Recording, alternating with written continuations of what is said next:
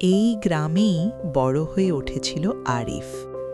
এই মাটির রাস্তা আর পুরনো ঘরগুলো ছিল তার নিজের মতোই আপন। কিন্তু একসময় তার জীবনে এসে দাঁড়ালো একজন মানুষ। তার নাম ছিল মায়া। আর মায়ার সাথে পরিচয়ের পর আরিফের জীবন আর আগের মতো থাকেনি। এই গল্পের শুরু হয়েছিল সব কিছু ভেঙে পড়ার ঠিক 1 বছর আগে। আমরা দেখি তারা দুজন নদীর পাড়ে বসেছিল আর নিজেদের মধ্যে ধীরে ধীরে কথা বলছিল। আরিফ, সবাই বলে অভাবের সংসারে নাকি ভালোবাসা জানালা দিয়ে পালায়। তুমি ভয় পাও না আমাদের সম্পর্কটা বাবা মানবে কিনা? মায়া, হয়তো আমি গরিব হতে পারি, তবে আমার ভালোবাসাটা কখনোই গরিব না। আমি তোমার জন্য সব করতে পারি। কথা বলতে বলতে যখন তারা প্রেমের সাগরে ডুব দিচ্ছিল, ঠিক তখনই হঠাৎ চারপাশ থেকে কেউ বলে উঠল, এখানে তোরা নষ্টামো করতেছিস, এদেরকে ধরে চেয়ারম্যানের কাছে নিয়ে চল। আমরা কোনো নষ্টামো করছি না, আমরা দুইজনই দুইজনকে ভালোবাসি। দয়া করে আমাদের ছেড়ে দেন, আমরা কিছু করব না। ও যা করার চেয়ারম্যানই করবে।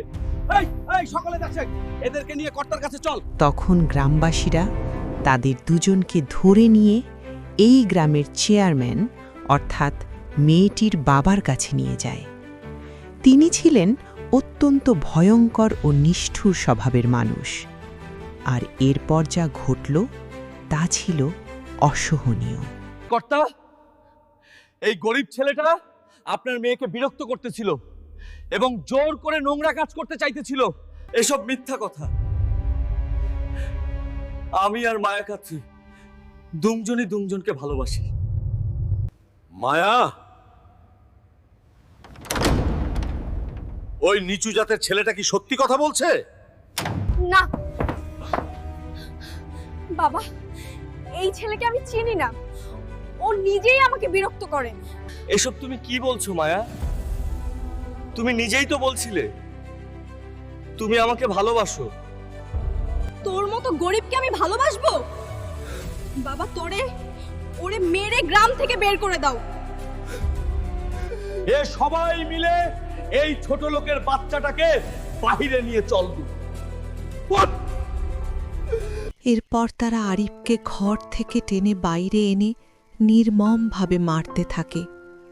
আর তারপর যা ঘটল তা আরও ভয়ঙ্কর। দয়া করে আমাকে ছেড়ে দাও, আমাকে আর বেরো না।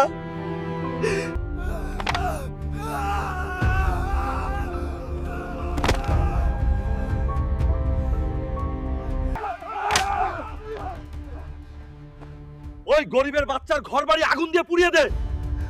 আমরা দেখি আরিফকে মারার পরেও তাদের মনে শান্তি হয়নি। তখন গ্রামের চেয়ারম্যান বলে ওঠে, চল ওর ঘরে আগুন জ্বালিয়ে দিই। তারা সবাই মিলে আরিফের ঘরের দিকে এগিয়ে যায়। আর সেখানে শুয়েছিলেন তার অসুস্থ বাবা মা। গ্রামবাসীরা সেটা দেখেও চুপ থাকে। তারপর তারা মশাল ছুড়ে দেয় ঘরের দিকে। আর মুহূর্তের মধ্যে দাউ দাউ করে আগুন ধরে যায়। আগুন ছড়িয়ে পড়ে ঘরের ভেতরে বাইরে সর্বত্র।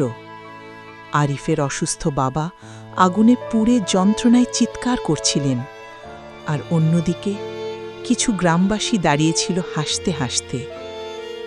অল্প সময়ের মধ্যেই পুরো ঘরটা পরিণত হয় পুড়ে যাওয়া কাঠকয়লার স্তূপে।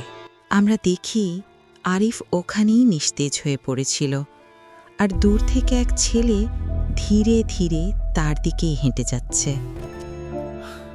ওই বন্ধু, কি হয়েছে তোর?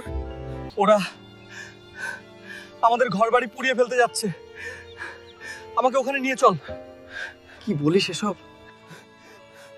তাড়াতাড়ি ঘরের কাছে চল। তারা দৌড়ে গিয়ে দেখল আরিফের ঘর আগুনে পুড়ে পরিণত হয়েছে কাঠকয়লার স্তূপে। আরিফের বাবা মায়ের দেহের কোনো চিহ্নই তারা খুঁজে পেল না। আর এটা দেখেই আরিফ প্রতিশোধের আগুনে চিৎকার করে উঠে বলে, এর প্রতিশোধ আমি নেব। আগুনের প্রতিশোধ আমি নেবই। আর এতে আমি তোকে সাহায্য করব। এটাই ছিল প্রতিশোধের আগুন পার্ট 1। এখনো কিছু প্রশ্ন রয়ে যায়। কিভাবে শুরু হয়েছিল আরিফ আর মায়ার প্রেম? কেন মায়া আরিফের সাথে বিশ্বাসঘাতকতা করল? আর কিভাবে আরিফ নেবে তার বাবা মায়ের প্রতিশোধ? এই সব প্রশ্নের উত্তর জানতে অপেক্ষা করুন প্রতিশোধের আগুন পার্ট 2 এর জন্য। ভিডিওটি ভালো লাগলে লাইক, কমেন্ট, শেয়ার এবং চ্যানেলটি সাবস্ক্রাইব করতে ভুলবেন না।